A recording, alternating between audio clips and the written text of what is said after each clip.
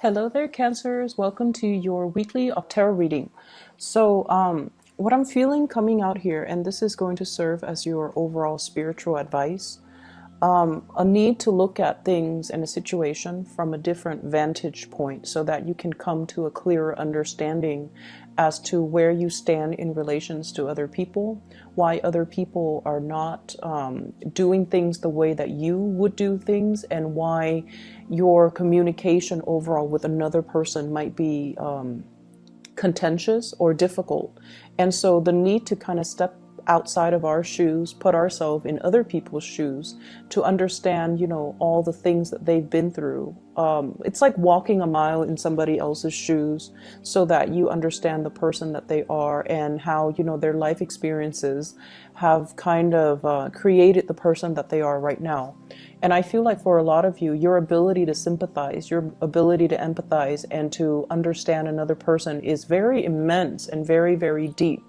But I feel like in close interpersonal relationships as well, a lot of the times we lose our perspective, and a lot of the times too, our vision of what we want to build together as a relationship, as a unit, it might be, I guess, like it might be colored by our perception of what relationship entails, whether or not relationships are going to last, or whether or not we truly believe that relationships are meant to be, forever. So I feel like there might be some ideological clashes between you and a partner, between you and even a business partner, or between you and family members, based on the transient lifestyle that they have led. It's like they've been through a lot of turmoil and hardships in their own lives, and they don't see everything as permanent and long lasting, and it's really hard for them to kind of commit. And so it's kind of I don't want to say your destiny or your responsibility, because, they need to find that within themselves. But I almost feel like it is in your path to kind of show them that, hey, things are okay. We're in a different environment now. The times are different. So maybe you kind of need to open up, but understanding and have that baseline understanding of where the other person has come from, what they have to ward off or contend with in their past, and why it creates, this almost like paranoid person that they are, where they don't believe in permanence, where they don't believe in stability. That is really going to help you navigate this energy for this week, okay? First of all, in your love relationship sector, I have this card about control, okay? This is the Four of Pentacles, and I usually look at this card hanging on to earthly possessions, feeling a little bit paranoid that things are going to be ripped away from us, feeling like we need to cling on to everything that we have, and also almost like viewing other people as possessions, and almost viewing it's like being very closed off to the point where we need to be very protective. We need to take care of what's ours, which is honorable, and honestly, it's a good trait. But overdoing it can be detrimental. And I do feel a lot of the element of control when it comes to this card, clinginess, control, and wanting things a certain way. And I almost feel like, attributing our sense of self-esteem with our possessions, with the people that are in our midst. And I usually see it as like, the person that has like the trophy spouse, the trophy wife, the trophy husband, the eye candy, and that they can parade around town with someone who's very, very attractive, because they feel like it boosts their self-confidence when onlookers see that there was someone who's very attractive. They get a big ego boost. So it's kind of akin to that, and in a more in a lesser sense, when it comes to relationships, this is trying to control resources, trying to cling on to everything, because we automatically assume that our sense of self-worth, our sense of competence, and our sense of confidence is greatly linked in with the people we surround ourselves and the material possessions that we have in our midst. And I also feel as well, when it comes to arguments, when it comes to dealing with another person that you're romantically involved with, that you're married to, or, you know, a significant other, whoever it is, that you're romantically linked up with, this is like not being able to see outside of our own vantage point. Like I said earlier, clinging on so strongly to our beliefs that when people question our values, question our beliefs, we feel like it's an attack on us personally. And so we tend to get a little bit defensive. And a lot of the times, the things that we are very defensive about are things that we know to be true about ourselves. And that's why it's like touching a sore spot that we don't want to look at. It's like touching something we have swept under the rug that somebody is now poking at, and it makes us uncomfortable. So if there has been, you know, arguments and things like that where a partner has somewhat like triggered or found your soft spot, these are areas that you have to work on. Rather than getting defensive, maybe it's time to, you know, say like, let's take a break from this. Let me ruminate over what you have just said, and then I'll come back to you at a later date. You know, detaching yourself so that you can do some inner examination, and that so you can figure out why these are such trigger topics for you, and why issues of control and dominance are playing out in your relationships. I feel like for many of you, it's like either side of the coin. You might be attracting people who are kind of like impulsive, or they're like trying to plan out everything for you in your life. So they might be encroaching, like crossing over your boundaries, or not respecting your free will. And so you have this defensive stance up all the time regarding a relationship partner, where you're trying to maintain your space and you're trying to take control of your own life. And then for others, there's this issue of, you know, control and things like that coming in your relationship that you're exuding towards another partner. The partner that you're dealing with shows up here as the Six of Swords. This is somebody that has been through hell and back, okay? They've got a really interesting backstory. So if you're dealing with someone that has been through like a lot of tumultuous childhood, a lot of dealing with, you know, a lot of relocation, moving from one place to the next. They've never had a place where they can call home. They've never had a place or a family, or even like a love relationship that accepts them for who they are. And I feel like this is a partner that has been through so much in their own lives that it's hard for them to believe in love. It's hard for them to believe in, you know, soulmates and stability and even, you know, permanence. Okay, I usually think of this as a refugee card. It's somebody that had to be uprooted against their will from their place of familiarity and safety, and they have to venture off into a new land. And usually this indicates as well people of different nationalities, interracial dating, people of different cultures coming together. And automatically, you know, whenever that happens, there's always going to be ideological differences, cultural differences, even cultural rifts and cultural divides that that can be very difficult to overcome. And if there are linguistic differences, or they're saying difficulties, but I'm hearing, well, it could be both. If there has been communication difficulties due to linguistic differences between the two of you, I feel like that's another issue that's kind of like, it's like another level of that lattice on top of the existing problems in the relationship. So you're dealing with someone who has, you know, he or she has had to overcome a lot of trials and tribulations in their own life. They are very self-made. They don't sit around and whine and complain over things. They just get things moving. And I almost feel this need for someone who you're involved with. They're constantly moving so that they don't have to process things, so that they don't have to feel things, because their emotions can be so overwhelming. If they took the time to really, you know, see a therapist or to really vent, it's like it would open up a floodgate of emotions, and they're not really ready to do that. So you're dealing with a partner who might be very broken, very injured. They're moving away from that.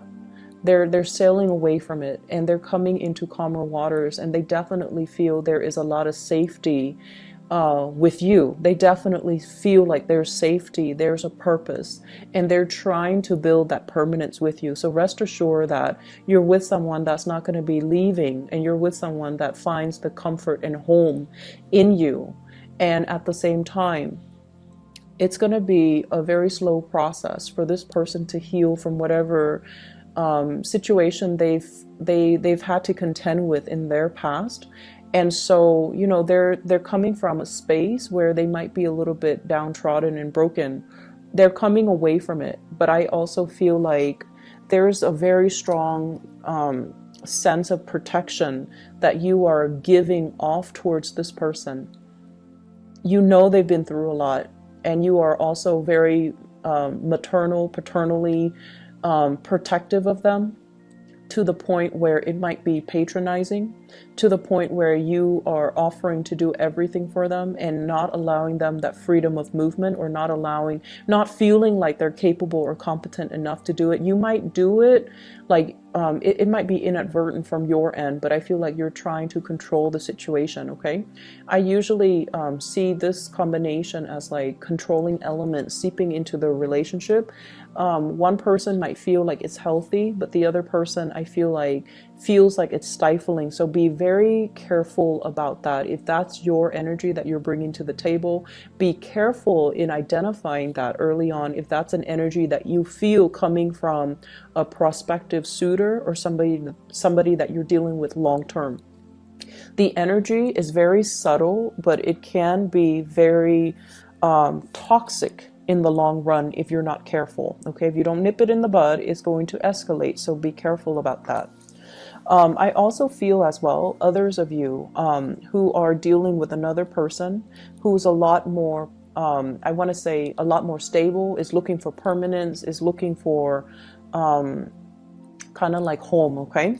We have here the Queen of Wands, and this is a fire sign, Sagittarius, Aries, or Leo. And it's also echoed in this card here. This is the Knight of Wands, okay? Somebody who is foreign to you, so from a foreign land, a foreign location, a foreign country. This is somebody that is a Sagittarius, an Aries, or a Leo, sun, moon, or rising. And what I feel coming in with this card is, this is somebody that's really, really, really fun to be with, okay? They exude a lot of excitement, a lot of passion. There could also be a lot of chemistry between the two of you.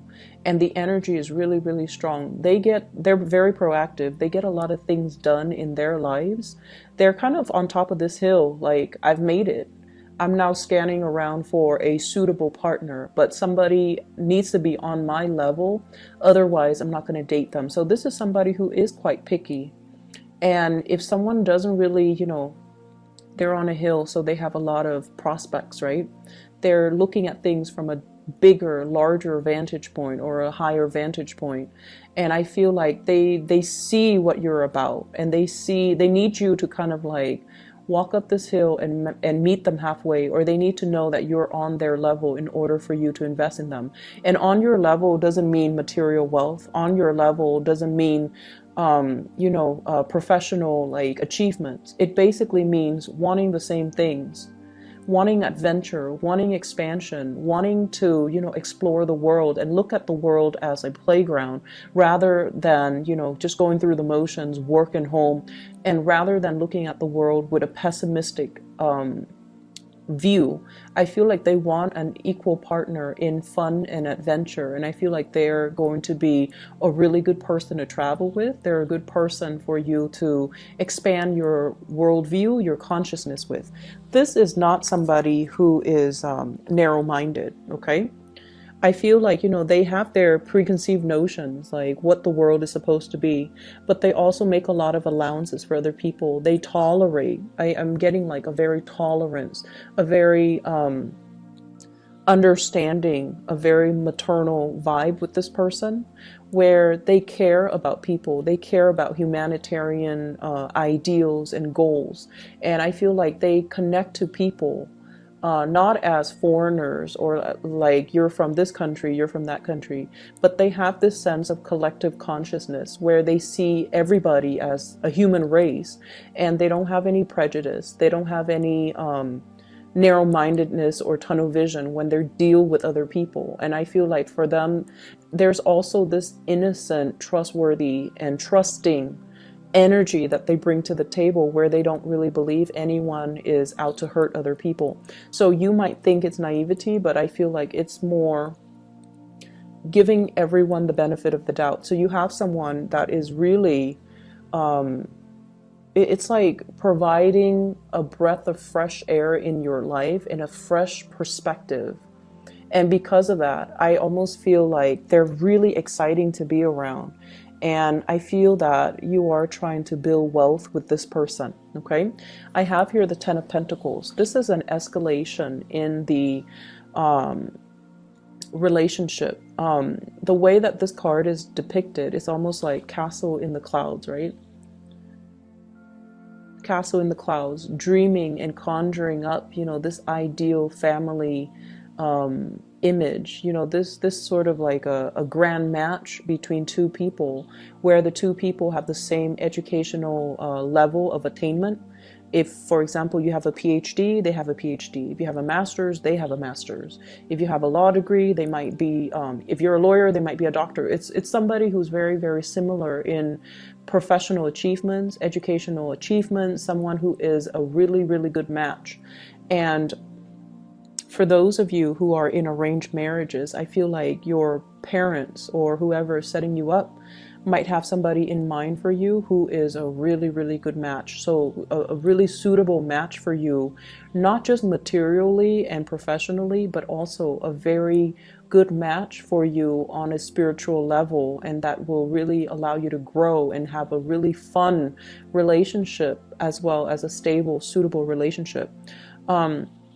You know, when I look at this card, I think about royalties and how back in the days, people kind of like, it's like a political marriage.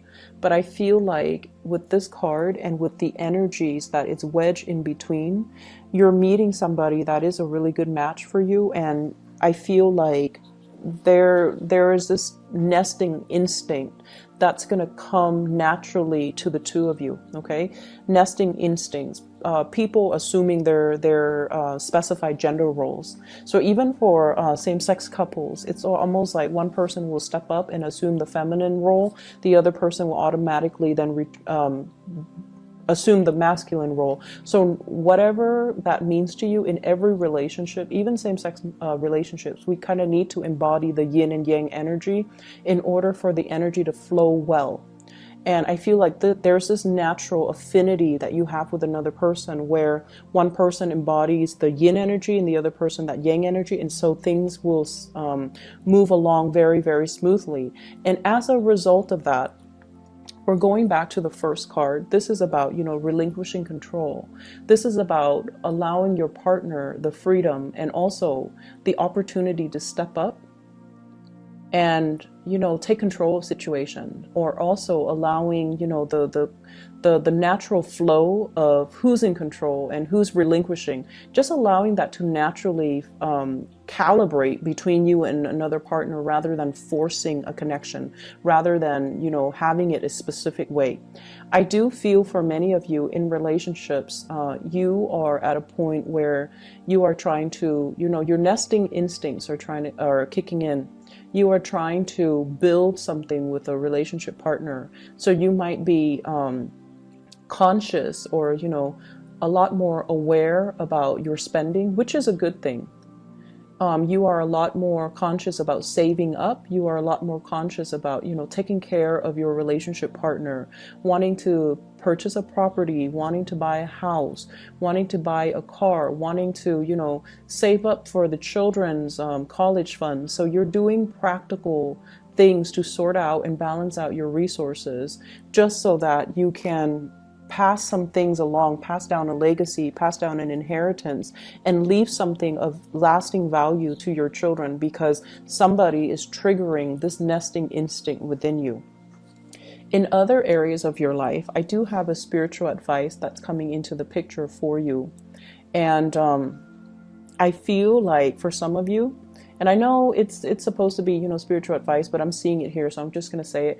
I feel like you have an ex that's still haunting you for some of you, and you have moved away from it, but I feel like you can't be rid of them. That's what it feels like to me. They're either relentless, like they won't let go of the connection, or you're not being clear enough. And this is something I've mentioned before many, many times for Cancerian people, especially the men, especially the Cancerian men. You're really nice people, and a lot of the times you send, you know, confusing messages to the people that you're interacting with. And take a page out of the, I want to say, what sign is very, very final? Capricorn. Take a page out of the Capricorn playbook when it comes to, you know, exes and relationships, okay? When they're done, they go silent. They don't even need to entertain that person. When they're done, Capricorns are done, they will ghost you. And you will never ever know, you know, did the Capricorn person die? Are they okay? How could they not respond to me? Well, it's because they're very final. And also, it's because they also, and I feel like this is their incentive or their, you know, rationale for doing what they do. It's because they don't want to open up that door of communication and have you confused, or they don't want to, you know, lead the other person on. So I feel like with Capricorns, when it's done, it's really done. They close the door for good and they move on, and you won't hear anything from them. And I feel like with you Cancers, I feel like it's very difficult for you to do that. And you might chalk it up to playing nice and being courteous. But what it does is that it creates hope from the other side, from the other person, that, oh, they're still talking to me. They might want me back. Maybe not now, but one day. So I'll keep knocking at that door. And that's not fair to the person that you're dealing with. And I feel like you have an ex here that's a little bit ruthless and a little bit relentless and a little bit like someone who tries to keep coming back. And I feel like you need to be very firm, and you need to, you know, out of respect for your current relationship right now, you need to be very, very firm about setting your boundaries with exes, okay? And the reason I say exes here, we have the Death card. You moving on. You've already decided you're going to move on. You've already physically, emotionally, mentally moved on, and somebody's coming knocking. Someone who still carries a torch for you. Someone who might have had like a very passionate one night stand, fling, relationship, even marriage with you, and they're relentless. They're pursuing you, and they don't even have to be a fire sign. I just feel their energy floating around you. And I feel like, you know, first, you were stuck in limbo, waiting on this person, waiting for things to get better. You've moved on your own. You've moved on. And I feel like you might have been waiting for them while they were going around, you know, trying to find themselves, and quote unquote on that. It's like trying to find themselves, they were like too selfish to be in a relationship. They were just like not taking you seriously while you spent a lot of time waiting around for them. And then, you know, they choose to come back and give you communication whenever they felt like it. With this Eight of Wands here, this is swift, fast communication, travel, movements, and whatnot. And I feel like, you know, when the communication was not responded in the manner that they hoped, they come out and they physically show themselves in real time, like showing themselves, and you know, you've tried to move on. So it seems like there are some lingering energies with exes and things like that, and you kind of need to let go. And I see like many of you don't have a choice. You're letting it go because it's really interfering with your current relationship, and you're trying so hard to build that up and to maintain that. And good for you for realizing and recognizing that, because I feel like the ex keeps knocking on your door, and you can't send out mixed signals, okay? It's very counterproductive, and energetically, it's just it's not a wise move for you and for the other person. So lay it to rest. Other things that I am picking up from this spread here, I feel almost like for many of you, there is major contemplations about trying to get your life in order, trying to, get rid of bad habits, trying to reorganize your life, and trying to get yourself in a space where you can be proud of your achievements, where you can get things moving for yourself. So I almost feel like this fire lit up under you, where you're like, okay, I need to get things done. I've been stalling. People have been stalling me, or I've been stalling. I've been kind of like on the sidelines of life, just hanging around. And, there are so many things, so many dreams and aspirations and, things that I want to do, things that I want to achieve, but I've just been dangling here for quite some time. And then life, before you know it, passes you by, right? And it's sort of like, how if you've been like this, right? And then you get yourself out of this situation and you turn yourself upright, you have this massive head rush, right? Like it just feels otherworldly. So I feel like that's the head rush. It's when all the information, all the realization, all the revelations coming to you all at once, and it can feel somewhat painful, somewhat disorienting, and somewhat like time is running out. I need to get things moving. I need to get things started. And I feel like this week is all about continuing what you are doing, but doing it with a sense of urgency. And then I also feel like something is lighting a fire under you, and you're like, I need to achieve, I need to get out, I need to branch out, I need to get moving. So with this swift moving card, this is the rocket here. And I feel like, you're trying to get a lot of things finished, a lot of things wrapped up, a lot of things moving from your end. And I keep seeing oxygen deprivation, like for some reason, with the Hangman and also with this card. So if you are a heavy smoker, I feel like you're going to try to wean yourself away from it, which is going to be great. And then whatever you partake in, and it involves, oxygen deprivation, try to wean yourself away from that, because I feel like a lot of the times, we need all the oxygen to our brain so that we can make clear decisions, so that we can, think clearly, think quickly, and be able to kind of systematically process information. So I feel like maybe taking that element, smoking and whatever, away from your life is really going to help dramatically. It's going to lift that mental fog, that sense of fatigue that you've been feeling. And it might help with concentration. It might help with a lot of things. You never know. So I'm going to leave it at that. I feel like you're trying to make a lot of changes in your life. The process is slow, and it has been stalled, I feel, because of your unwillingness to change and to kind of like get moving. But I feel like coming in for this week, you are very determined, and you're going to be successful when you are determined. So whatever small steps that you need to take, start it, because those are like the first few steps that you need to take in the right direction. So, it's never too late. Just small steps, okay? And don't push yourself. Don't beat yourself over like not being able to make the big steps just yet. For those of you who have recuperated from like surgeries or even like accidents and things like that, small steps, okay? Small steps and steady progress is going to be your friend, all right? I'm going to leave it at that. And Cancers, take care of yourself, okay? I'll be back next week. Bye-bye.